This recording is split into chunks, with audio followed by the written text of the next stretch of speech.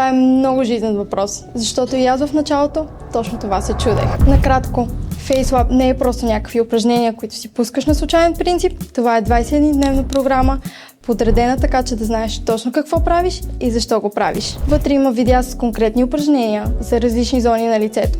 Челюст, бузи, околоочния контур, чело и врат.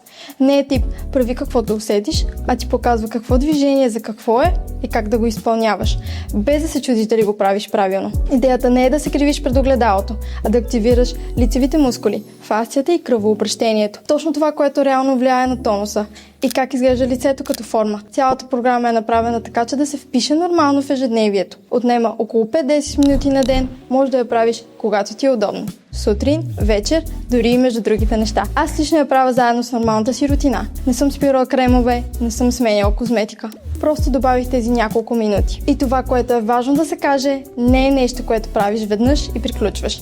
По-скоро ти дава навик и разбиране как да се грижиш за лицето си. Надявам се това да ти дава малко повече яснота как работи FaceLab, защото отвън звучи по-сложно, отколкото е всъщност. Ако ти е интересно да видиш как изглежда програмата отвътре, можеш да я разгледаш в сайта им. Линкът е долу.